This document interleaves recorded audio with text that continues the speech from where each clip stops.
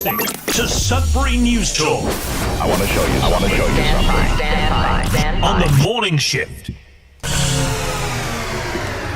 Anything could happen. Sudbury News Talk on the morning shift.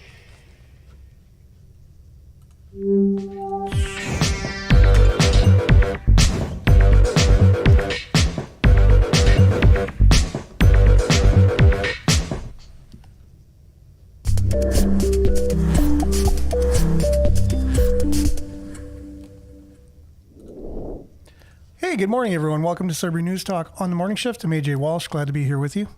Thankful that you're with us. It's going to be a great show, so I hope that you got some time to be here with us this morning, or if you're watching on demand or whatever, thanks for being with us either way. It's a great conversation no matter what, and that's the reason for this show, Sudbury News Talk on CKLU 96.7 FM each and every weekday morning between 7:30 and 8:30. We have a conversation. We have a conversation about our community, about our region, about our province, about our country, and about our world, and trying to make sense of sometimes very complex and complicated, layered things. So it's not easy, but we do our best, and you're all invited to the party. And make sure to like, share, subscribe, and follow our Facebook and YouTube, facebook.com/Sudbury News, youtube.com/Sudbury News, where we are live. So make sure to comment there. Do our best to get the comments read for those listening on the radio and on CKLU.ca,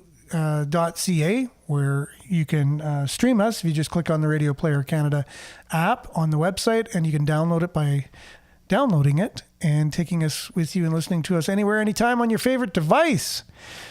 We're grateful for these platforms, and without them and without technology, we wouldn't be able to have the show each and every day. So we're grateful for that, and we're grateful for you. So it's going to be a great show. Again, we're going to be talking about some things going on in our community. There was a motion put forward by Councillor Leduc to talk about the arena some more and see if we can get a referendum in the city, like basically asking people what they want. And that was shot down unanimously by council, and they are going forward full force. So what I did was I put out my own poll. I just said, what do you think? Yes or no?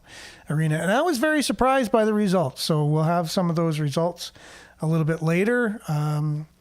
Also, there is a study about opioid crisis, the opioid epidemic, and that people, they die a lot sooner when they consume a lot of opioids, which asks the question, our safe supply and harm reduction plan, are we just providing people a slow death rather than, you know what I mean? We're trying to keep them safe and keep them away from harmful drugs to avoid death. But if they're dying a lot quicker anyways by consuming opioids, we'll look at that study anyways, and then we'll see how that relates to what happened recently in the House of Commons, where the leader of the opposition party, by calling the Prime Minister's policies wacko, he might have called him wacko at first, but then said, no, it's just policies. And then the Speaker of the House kicked him out because he basically wouldn't, retract his statement. He just, what I thought was the same thing anyways, is just he changed it to extremist or radical, and he was kicked out for doing that, for just not saying, no, I totally take away what I said. He said, okay, I will retract, but I'm going to replace with radical or extreme policies. And that is to legalize harmful drugs, legalize all drugs, no matter what, in the province. And BC has asked, they said, okay, we're going to go ahead with legalizing drugs, but it's not working too well, and we need to change this. And so Poilievre was just basically asking Trudeau if he will listen to them, and he said, well, we'll work with them and we'll modify it, basically saying, no, we still want this to go ahead, and we'll try and appease all sides here, but we really love the idea of decriminalizing drugs, and we don't see any problem with that. But we'll look at that study that talks about if people are addicted, their lifespan is shortened quite a bit, right? And so that is factual. And another thing Trudeau said, we just follow the science, right? So this is science. So I wonder what science he's actually following. So that and more. Sudbury 5 are in the playoffs. A little bit about that, weather, and just a great conversation about local issues, national, international. And we have two people on today. We have Billy and Nick joining us. So it's going to be a great conversation. So stay with us. It's going to be a great show. We'll be back right after this.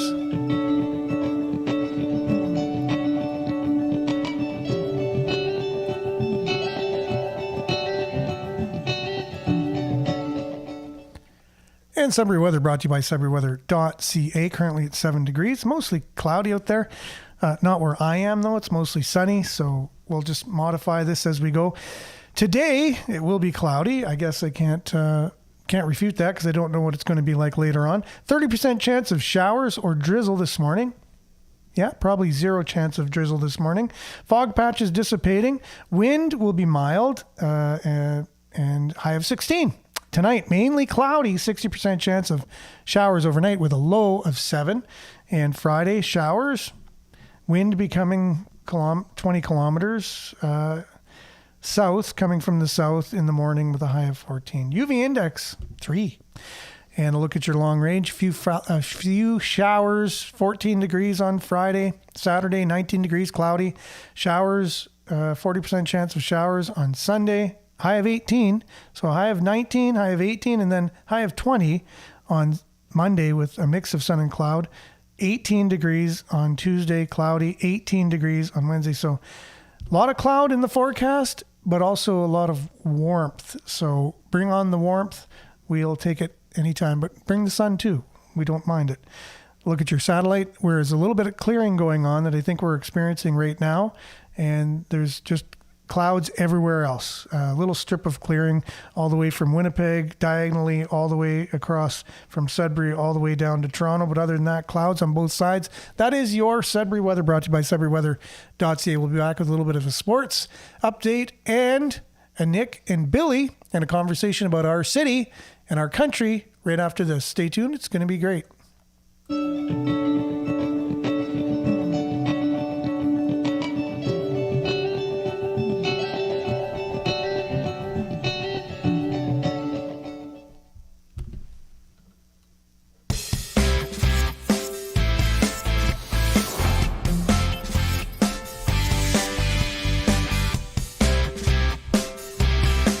5 playoffs.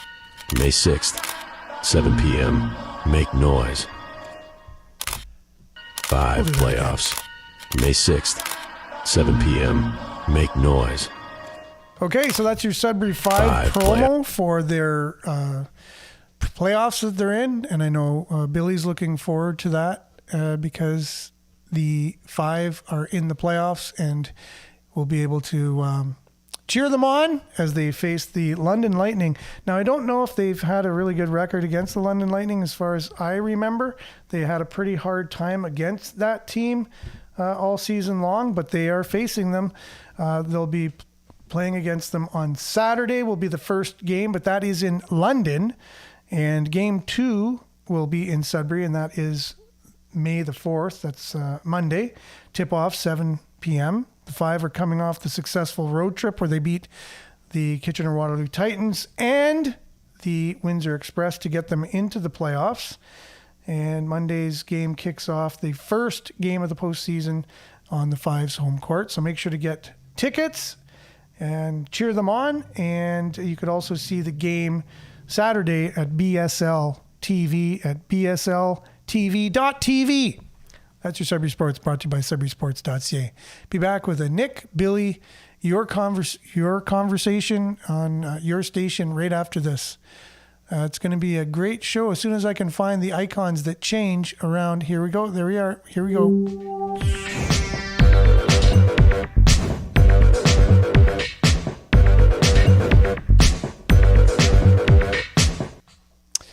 And we are back. Let's see here. I just want to get everything going. So what happens is when we have one guest or two guests, I have a multiplicity of icons on my switcher here, and they all change because there's more squares in the thing, and I'm used to where squares are anyways, that's just a technical thing behind the scenes. Nobody cares. But it just creates a little bit of a delay. So I apologize for that.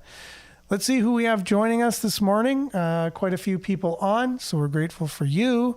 Good morning to Judy, first to the Facebook party. Good morning. Let's see here. Judy, good morning. Denise, blessings from Espanola. Good morning, Sudbury from Monique with a sunshine emoji, smiley. Claire, good morning. Linda, good morning to you all. Liette, good morning from Collingwood. And Marianne, good morning, everyone from Barrie. Liked and shared as usual. Good morning, friends from Pat. There's 3 sunshine emojis, looks like. Maurice, good morning with a sunshine smiley emoji, or a smiley emoji anyways. And Marianne says, all those counselors that said no should be fired. They are not for the people, as they don't listen to their people. That's a good point. That's one of the points I wanted to bring up later. We talk a lot about democracy, but then our politicians kind of turn around and show us the exact opposite. Seems like to me, this is my opinion. David, good morning. Take care. Stay safe. Belinda, good morning. Guard well within yourself the treasure that is kindness. Know how to give without hesitation, how to lose without regret, how to acquire without meanness. Wow, that's power-packed statement of the day. Guard well within yourself the treasure that is kindness. Know how to give. Okay, that's interesting what just happened there. Know how to give without hesitation, how to lose without regret, how to acquire without meanness. I'm just going to leave that out there. That's pretty deep. And thank you for that. Always starts our show off on a great note. Jerome, good morning. It's sunny out there today, which it is, which would be different from what the forecast said. So I was trying to modify it as I went. Marianne started off sunny at 6 a.m. and clouded over. That is in Barrie. Here we still are experiencing a little bit of that sun. I just saw Belinda just saw a picture of our mayor posing with Chrystia Freeland. Buckle up. I sent it to you. Yes, I've seen the picture as well. Yes. And he is obviously a former Liberal MP just recently. So that's, we know we have a Liberal mayor. There's no doubt about it. Just because of that, how could you not be? He didn't denounce the party or anything. He just retired and became our mayor. Marianne, nothing to see, right? Exactly. Jerome, I'll go back to the Sudbury 5 when the kids and the rest of us can spend a $5 bill at the snack bar. Yeah, at the snack bar. So you're talking about the Sudbury Arena going totally digital, and that is definitely an issue there. So with that, we'll get to some more comments, but I'd like to just welcome those that are waiting in the wings, and that would be Billy and Nick. Let's see. There's Billy right there. And let's get everybody on here. Here we go. Here we are. There you go. And Nick, I just have to get your mic on. So first of all, let's see. Nick, how are you doing this morning? I'm good. I'm good. I am enjoying the sunshine. And guys, I went for a run this morning. Wow. Well, that's great. So I feel good. Yeah. And it was perfect weather for a run, if you ask me. No doubt about it, right? Yeah. And Billy, did you go for a run this morning? I ran all the way here. Yeah. Yeah, I have to say the same. Right around the corner. I have to say the same too. I kind of did a little jaunt to get here and to get here with enough time to get the show on the road. But lots to talk about this morning. Let's just see who else we have on. So Liette says, nothing honorable with the Parliament performance. A bunch of wackos identifying as people representing Canadian interests. So why don't we just start off with that? There's a few topics, but that one is probably going to be, so there's the arena, the councillor that wanted to put forth a motion to revisit the idea of the arena and put it out to the community to talk about that. And then there's the opioid crisis that's going on in Canada, and that led to the discussion that's going on in our parliament currently to just kind of leave the idea of like free drugs and decriminalizing drugs and giving drugs to everybody as a good thing. Let's just stop that now, because it's not a good thing, right? So where did we want to start? What kind of conversation today? Where do we want to go? Go ahead, Nick. I can't. Well, no, I was just there going you to talk about that. I watched a documentary 7 years about the benefits of decriminalizing drugs, and they sold me. I was just like, wow, this sounds great. Like, people will be able to go get more help because they won't be afraid to get arrested. So that was their like angle. But then, you look at the statistics, when you decriminalize it and there's literally no barrier between you and drugs, more people end up being addicted to it. And then more people need, extra help. And here's the thing, we're spending a lot of money doing this, decriminalizing, creating these policies. This is all costing money, but we're not building more facilities for these individuals that need help to get off drugs. Well, we're building safe consumption sites, which are buildings, right? But nothing to rehabilitate the individual. But There's two things going on right now, which is like decriminalizing is kind of separate from this, enabling policies, right? So yeah, they're two different prongs of the same thing. Because I'm kind of like a big fan of like a little more libertarian-minded or a little less nanny state, criminalizing everything and going too far in that direction. I'm always like much more concerned about that direction. So, but I mean, what I've seen is conflating the issue is there's a really strong, enabling factor right now where it's, I think those should be kind of separated more. The two factors, so decriminalization and the safe consumption idea of harm reduction, helping people who are addicted. Yeah, I think as you allude to, you got to get into the whole rehabilitation side of it. Yeah, where there is no focus. There's no real focus. There's no real conversation about that. It's all about let's legalize it and make it easy and clean needles.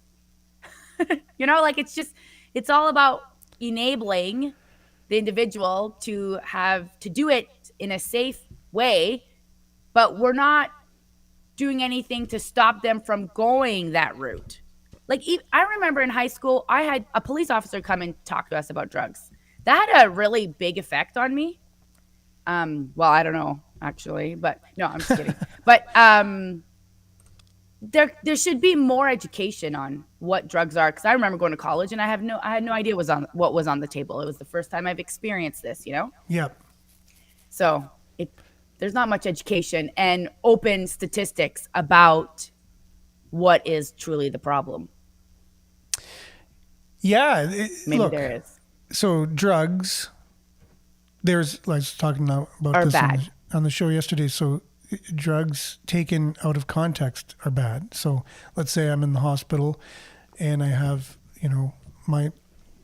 one of my limbs, I broke my arm or I'm in a car accident and whatever. And so I'm in a lot of pain. And so the doctor comes in and administers a drug for me that helps. So all drugs aren't bad and drugs aren't wrong. It's just when we use them, where we use them, how we use them is the question, right? And so should we just be taking drugs to deal with some of our emotional issues? And that's even a question. Like, we have a lot of psychiatrists these days who are just handing out drugs like it's candy, and people are, getting on that kind of drug. And that's a whole other conversation. But if we just keep it to opioids at this time, so taking drugs on your own, that could lead to a lot of dangers. Do we have enough in history that prove to us that just opioid drug use that you get addicted to is harmful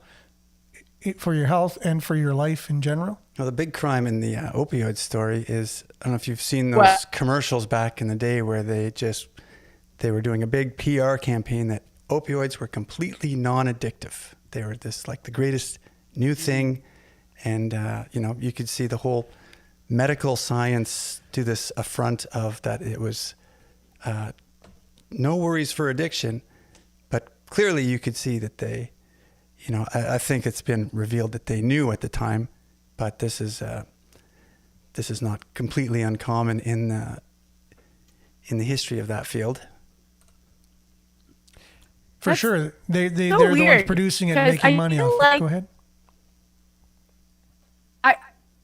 I just see a theme here, guys. Cigarettes was legal, and all these other things are legal. Even, drinking a glass of wine when you're pregnant. This study's now saying that you should not be consuming any type of alcohol when you're, pregnant. So it just seems like there these really horrible things at one point were studied and told that they were 100% safe. For sure. Many things in Cigarettes. history. Yeah. Cigarettes is also one of them. Yeah. So cigarettes, we were just talking about that So- before we went live, Billy and I. The same thing with opioids. Yeah. Yeah. It's for sure. And so I think there's been enough evidence to show now that it's not good for us. And if this story from the Sudbury.com tells us anything, right? They're coming right out, say a new study here. I'll just show it on the screen for everybody. There's a new study that came out that says by the Medical Canadian Association Journal shows chronic users of opioids have a life expectancy decades lower than the average. So it's not just a little bit lower. A new study from the Canadian Medical Association Journal shows chronic users of opioids have a life expectancy decades lower than the average. The study also found those with opioid use disorder.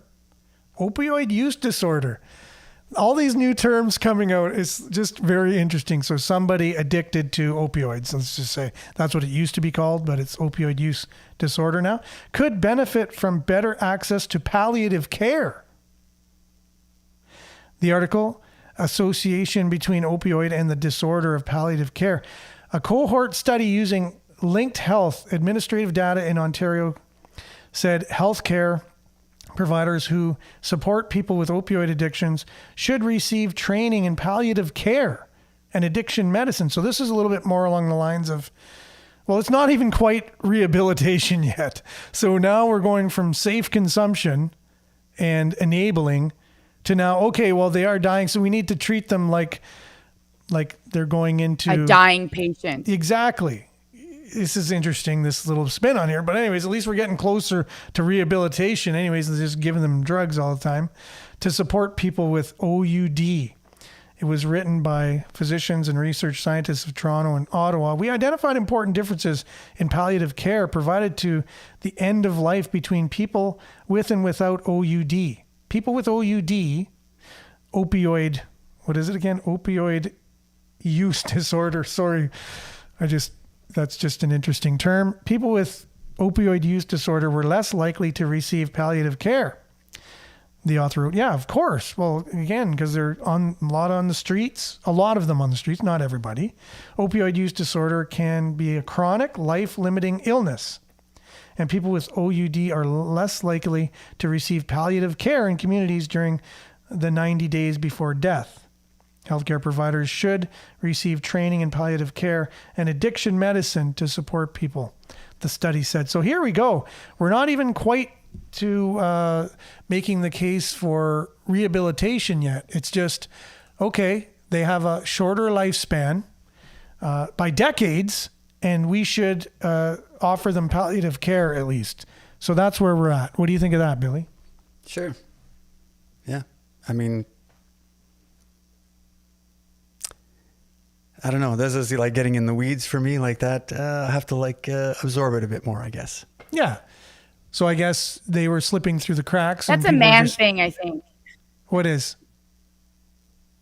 Absorbing? When women, no, it's just a joke. But it's when women ask their partner, a question, and we want an answer right away, but they actually have to think about it, because they're not as impulsive as women. It's actually a good thing to just think about what you're about to say instead of just like me, impulsively, this is how I feel about it, Yeah. So this study, again, talking about it at least alludes to the truth of the fact that if you have opioid use disorder, which I would take exception to that as well as someone who had a chronic opioid addiction, that I knew it was wrong. and I was able to, I was able to have the philosophy that I could recover and get off and go back to being me. So if I didn't have that belief and I was told, no, you're going to have this for the rest of your life. And so here you go. We're just going to give it to you for the rest of your life. And we're going to put you in a home and we're going to help you die gracefully.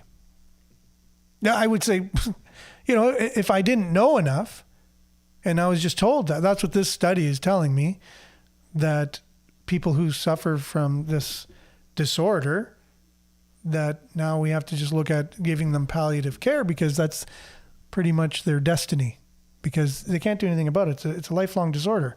They're just always going to have it. I guess I see the angle you're saying. Yeah,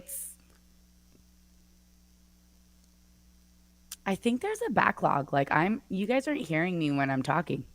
Just when you start and and then it takes a bit and then it kicks in. Weird. Go on, head Billy. I just know someone who went through the same thing. He broke his back and he went on opioids, and then the doctor said, keep taking this for so long. And he decided one day not to take it, and he was getting the shakes.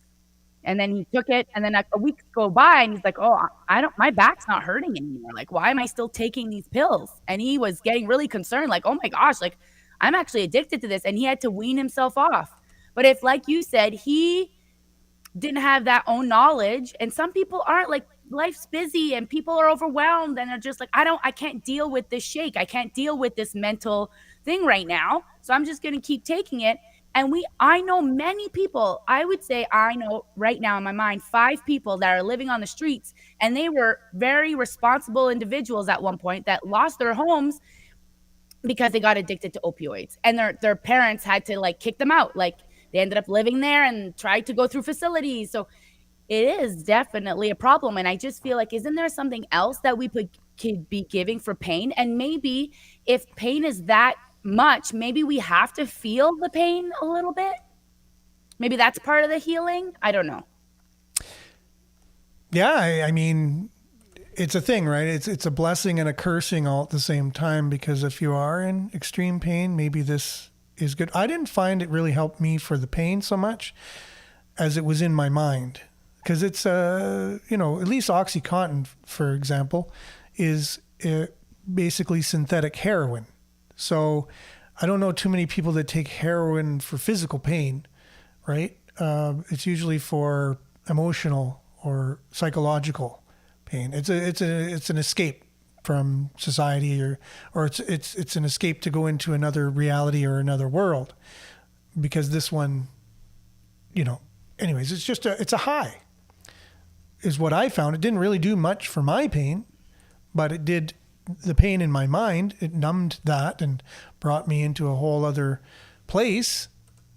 It was a happy place for a while until it, it decreases your abilities to do normal things, and and then starts affecting other parts of your life, like relationships and your own life and things like that. And so you realize, wait, this isn't serving me very well, and I need to get off of this, because I know it's the difference between being on it and not being on it. And that's a common theme that I've heard too, that it comes down to, it's a very personal decision that's usually against the kind of maybe the medical establishment or the doctor, where it's like, okay, they keep saying this, but I know I've got to do this, and I think that's a big part of actually, like, the healing mechanism. It's that sort of personal responsibility shift that gives you, I think, some momentum, and and then you, as soon as you, if you can make a little bit of headway, get a bit of accomplishment in that direction, you shake it. And that's kind of, I think, one of the themes of the turning points that I've heard of people who shake that thing, I was just giving Nick a chance to come in, because I know there's a bit of a delay. So. Oh, I don't know why this is happening. No, it's just, it's a problem. And I just, again, I don't really think they're really trying to help us. I think secretly it's kind of another false sense of security where they're like, oh, this is what we're doing for you guys, for our community to help you. And it sounds really great. And every time they bring in these new policies, it sounds really great. But then when you really deep dive into things and you look at the stats, it's actually the complete opposite that is going to be happening in our communities. So it's just another facade of them saying that they're going to be helping us and decriminalizing it. And again, it's like, how many people are actually being criminalized? Really? Like, if you just get caught doing it, is how many people are being criminalized? What's happening there? Yeah, And I heard for a while at those statistics. Yeah, because I heard that you could have your own personal supply or whatever for years, and you're not going to be charged with it. It's as if you're going to traffic it, if you're going to sell it or whatever, and you have a bunch of it at your house for the purpose of trafficking, then it's criminal, right? But to actually use it for your own personal use or whatever in your own home, I heard they were lightening a lot of those laws for years. I feel like they've been overloaded, that if I had a gram of blow on me, the cop would be like, I'm taking it and don't do this again. Like, I don't think they would put me in handcuffs, put me in the car and do this whole thing. Like, I really don't think so, but maybe I could totally be wrong. So I'm just thinking, why are we spending money even talking about this? Like, where's the rehab centers? It looks like it's a massive, serious issue in Canada. Like, we need rehab. What I find is there's radical activists that usually hijack any movement or any, so we're talking about drug use and the law and how the two go hand in hand. And I do know the legal system needs reform, but then they hijack that. They hijack the idea that the legal system needs reform, and they go all the way to, we need to decriminalize drugs and anyone can do it and you can do it anywhere. And we need to give people free drugs paid by your taxes. It's like, what? Where did we need to reform the legal system turn into that? You know what I mean? It's always hijacked. They take an issue that is real and then they hijack it and there's special interests involved here. Who's making the money off all this stuff? That's what we need to be asking ourselves too, right? Who are making money, and is there a smoking gun somewhere? Like, who's perpetuating this kind of stuff? Because drugs are not good for human beings to consume, other than if it's administered by a doctor, if you're ready to go in an operation or you got really severe pain or something, and that really needs to be where it's at. Now we start just kind of loosening the ties about it, and just anyone can do it anytime and whatever. And then it can be promoted even. Then you can have commercials on TV. Hey, have you ever thought of taking this? You know what I mean? Like where does it end? And then our young people, they'll start getting addicted to it, and because it's normalized. That's what's happening. It's normalized. Now, hopefully, they're able to see people wandering around like zombies in our community and going, I don't think that's what I want in my future. Unfortunately, that's where we've come to. It's like really sad examples of where these policies have led to is when you just go to our own downtown and you almost hit somebody who's wandering right in front of your car, and you're not speeding. You're not driving erratically. You're just driving the speed limit. They'll just come out of nowhere because they're not in their right minds, right? Just down there the other day, saw a drug deal go down right on Notre Dame. Walked up, did the handshake and the passing of the drugs right in broad daylight. Like there's nothing wrong with that now because it's normalized. It's like you're going to stigmatize somebody by saying you can't do a drug deal right in broad daylight, right in the most busiest road in Sudbury kind of thing. That's not wrong. Don't stigmatize somebody for doing that. That's where this has gone. It's been hijacked by ideologues, and then, we have the solution. We know what to do. And you're going to be basically put down if you say anything against what they want to do. I don't know what, seems like it's like a tactic or something. I have no idea. But do you feel safe at all in your city? Okay, go ahead, Billy I- first. Billy first, then a Nick. No, you go, Nick. I need Okay, to be, Nick I need, first. I'll be right back. So Billy first. Yeah, well, I would agree with all that. The only silver lining to it is that, it's really bringing it to the forefront now, where it's kind of being recognized by the larger base in society. And I think they're, starting to, they're always like the quiet group that just kind of lets things, kind of like me, they kind of like watch things and eventually when things get too bad, then they get kind of activated and start really participating in democracy, which I kind of think would be a great thing to have a little bit of a little bit more direct democracy, much like the arena question. Would we have an app that yes or no? Yeah. And I don't know if it was too soon for a segue to that, but. No, it's not. No, I was just looking at the time. I was thinking that's probably good timing. There's probably way more we can talk about. To wrap up, you made some great points there. I thought that that holds very true. Yeah, but no, it's true. And again, this kind of idea of just people weighing in on issues, we do it on social media, anyways. And I have a really good idea because of doing this show and how people feel about different issues on any given day because of social media. I see their comments. And they're very polarized, and you hear opposite comments from any given topic, and you go, okay, there's some. Oh, I can see why someone would think that. I could see why someone would think that. So the idea of having an issue really well explained with all the information possible for people to understand, and then they make the decision whether or not they agree with it or not. But all the information has to be presented. Yeah, and that's a really good point. And I think I'm going to come back to the media on that. But you think about the lobbyists that the industry has, especially the makers of these drugs, have a huge influence in government. And those commercials that it's like, ask your doctor if this is right for you.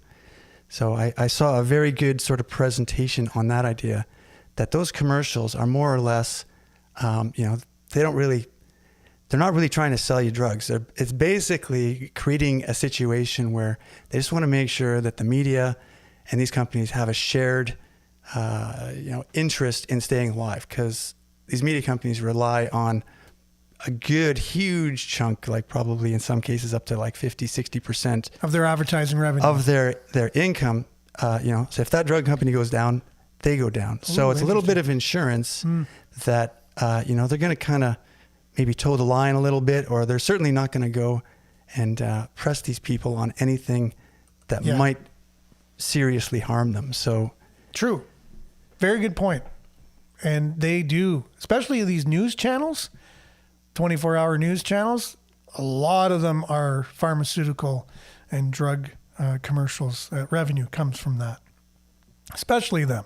And those are the ones that, like you said, it's not like they're, they're keeping the children's stations alive, or the children's programming or music or movies. It's news. Yeah. And so that's the very thing that needs to hold them accountable. So there's a conflict. But they're keeping that there. body of information out there and culture very shifted to the one side. So that's why people are often, beat down when they try to interject an opposing view on some of these things. Yeah.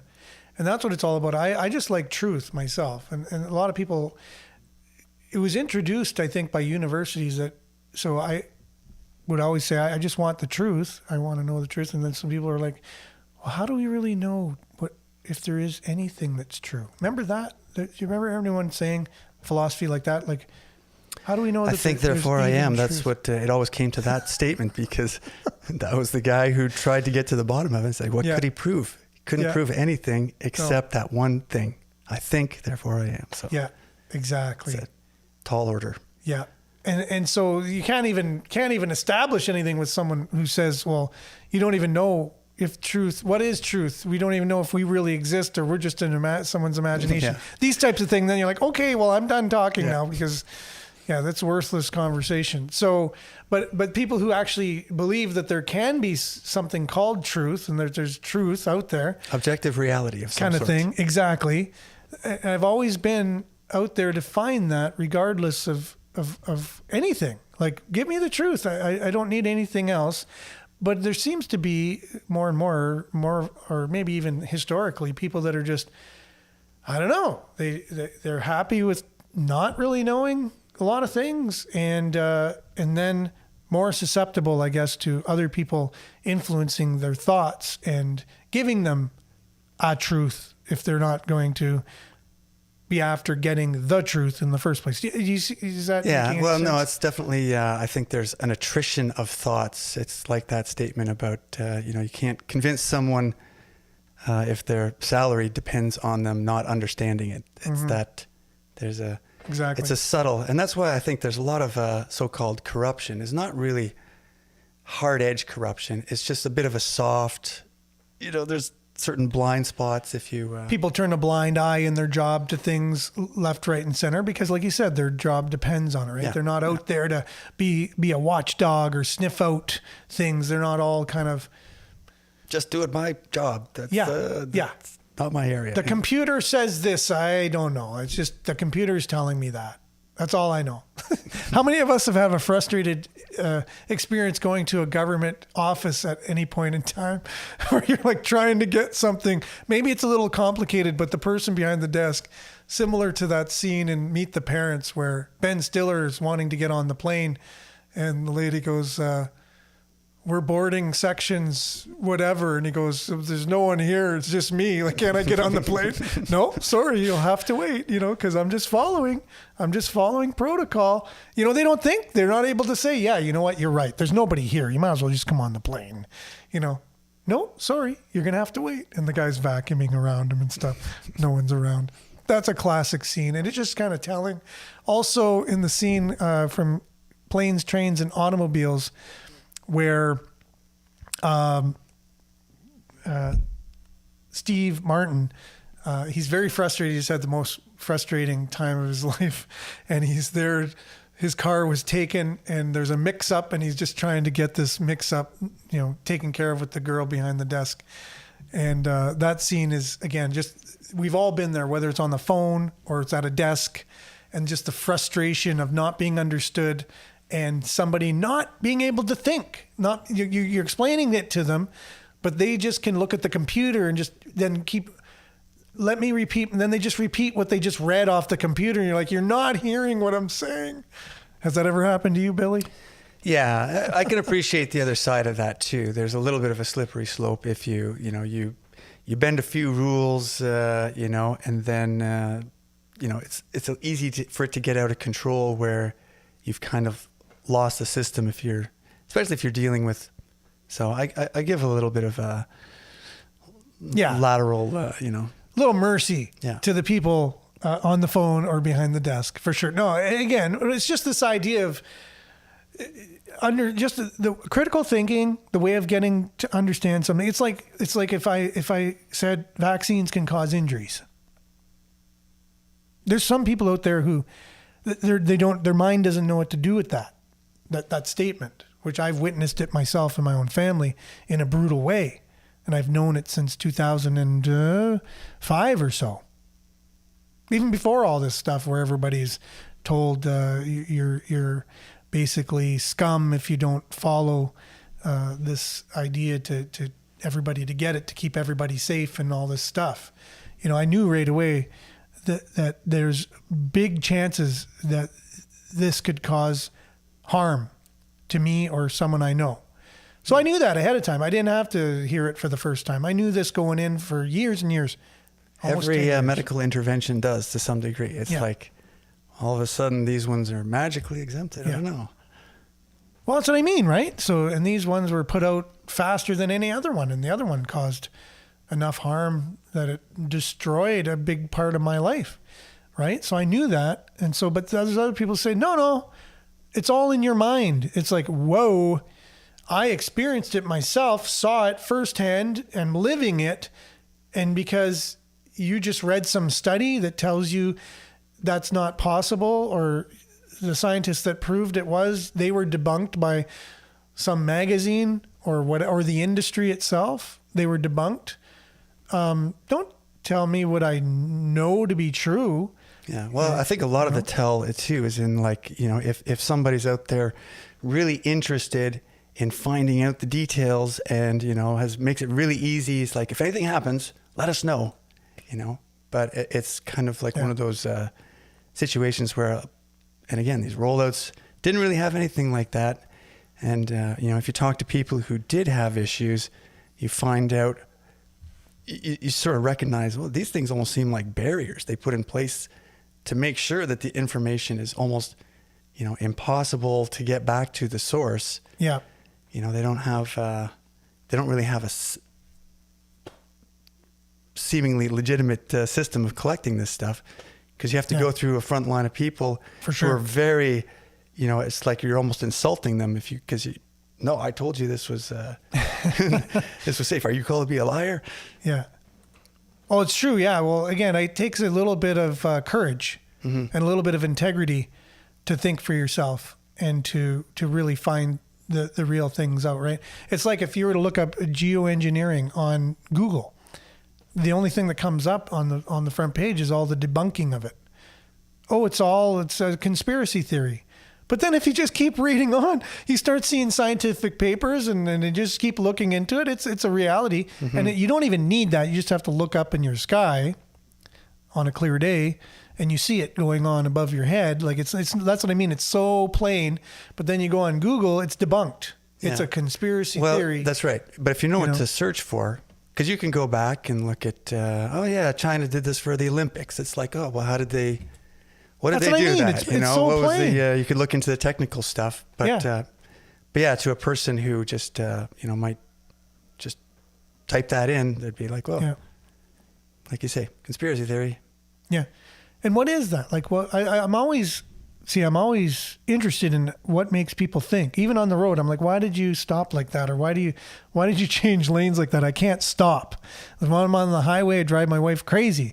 It's like, why are there two people driving side by side when there's two lanes for miles on end? They don't realize I'm behind them and they're in the passing lane. Like I get almost like something's just not computing, that other people aren't aware with the rear view mirror seeing, wait a minute, I'm driving the exact same speed as someone beside me and I don't care. I just want to be here and drive this speed.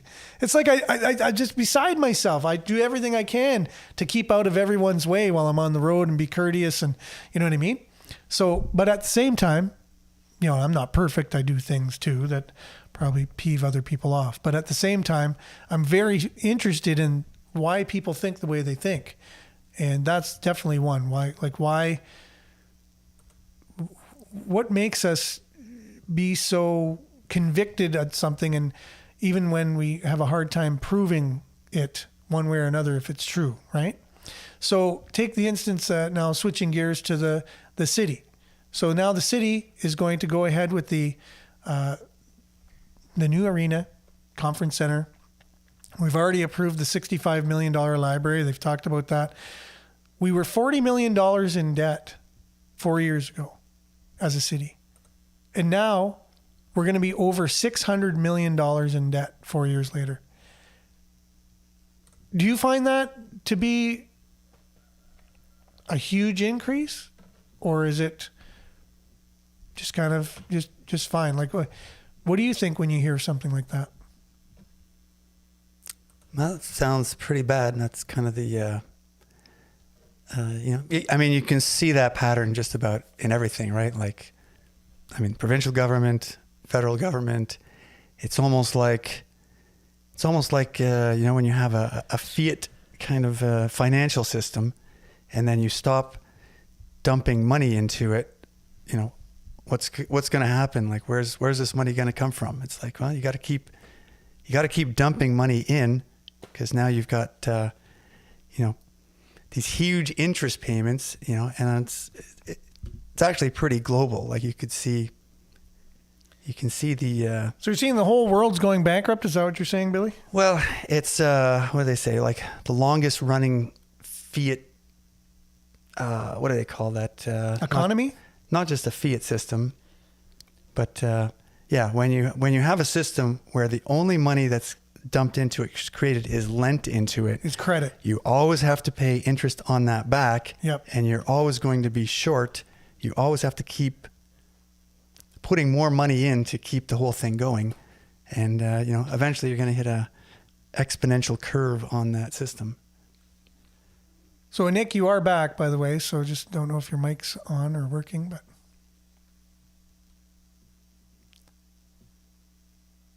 No, you're muted. Okay. You're muted. Oh, there you are. Yeah. Well, why don't we just print more money?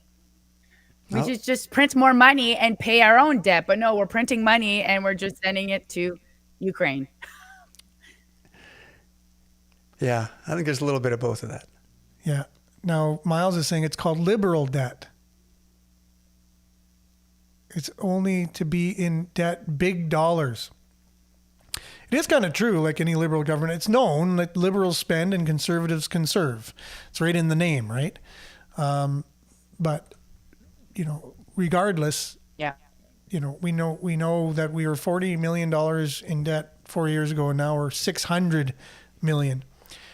I saw a video, I think you might have even shared it with me and Nick, but I'm not sure who shared it, but it's the difference between $1 million and $1 billion.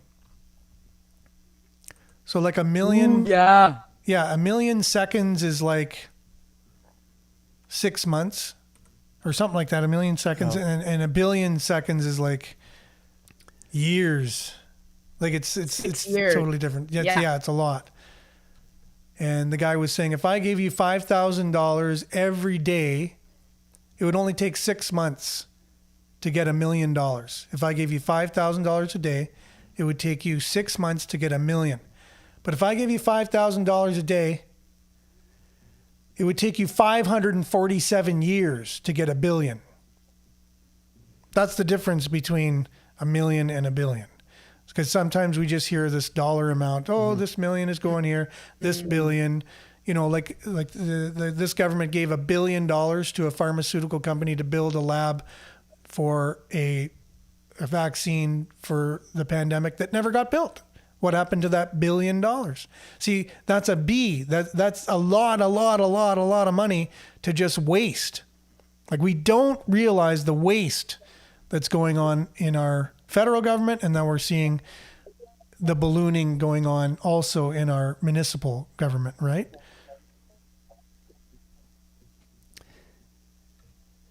Who's paying that back? How long is it going to take? Now add interest on $600 million. Our interest rates are really high right now. So $40 million at low interest and $600 million at really high interest, we're paying this back. That's like, what does that even mean? Like, It's just we're not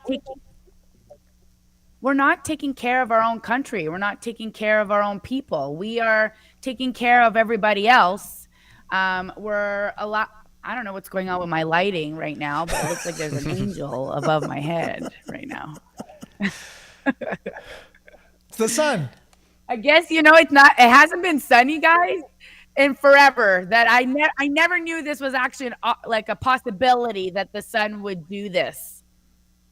So I didn't know. Anyway, what I'm saying is, it's all a joke, and it's really upsetting, and it's really annoying because we're sending, like you said, not just millions to Ukraine and probably Israel or whatever. Like, I get it. There's things happening, but there's things happening right here in our own country that we need to do. And we're lacking funds, and people can't survive, and people can't buy food right now. And kids are dying of diseases they should not be dying of. And it's just ridiculous.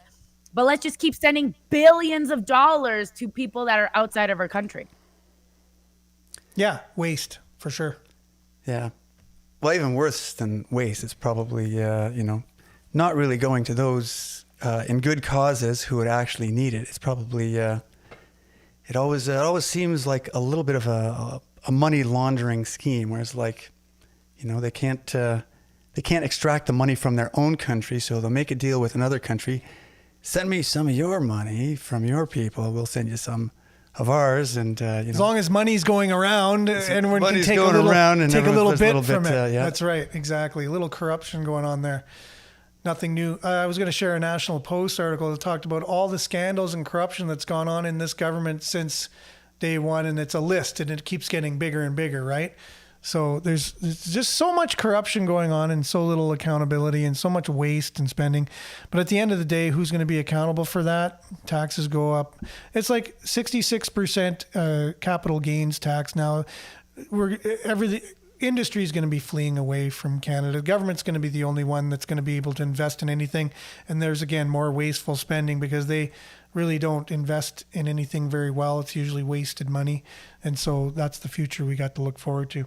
But again, we're just talking about it. It makes for great talk to, just, I don't want to use the word wacko policies, but some people use the term wacko policies, and they're kicked out of Parliament for that. But I find them wacko. I do. Honestly, when that word almost encapsulates what's going on in our society. And other countries look at Canada as that too. Like it's the wacko country doing wacko things. It's not good to export that brand anymore. We're no longer Mounties and beavers and moose. It's like we're super progressive and doing wacko things. Anyways, is it just me or? Yeah, I don't know. That's not a crazy strong term as far as I'm concerned, but no. But what would you say instead of wacko? Just insert here. What would you say the kind of policies we have in Canada are? A circus. Yeah. Circus. Okay. Yeah. I guess the issue being is like what kind of dialogue do you want to have in Parliament? And I'm good with having it turn into too much of a circus. Let's just try and keep things, objective.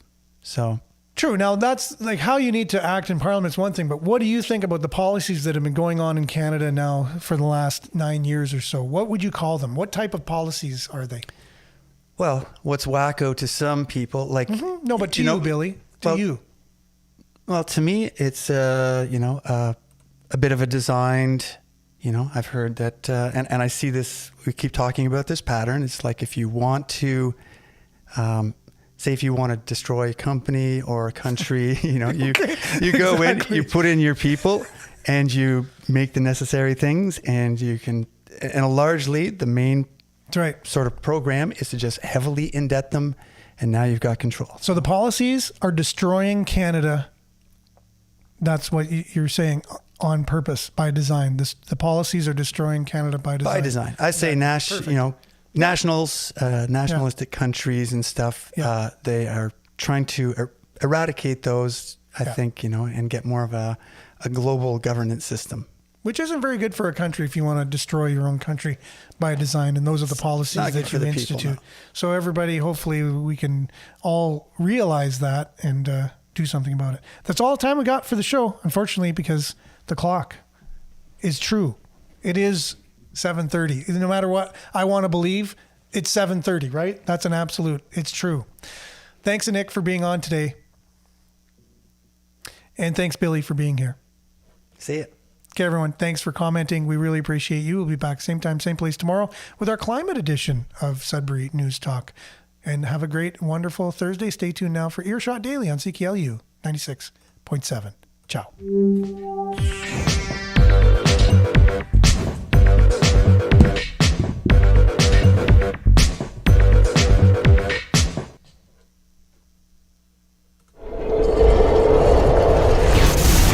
This is Sudbury News Talk on the morning shift.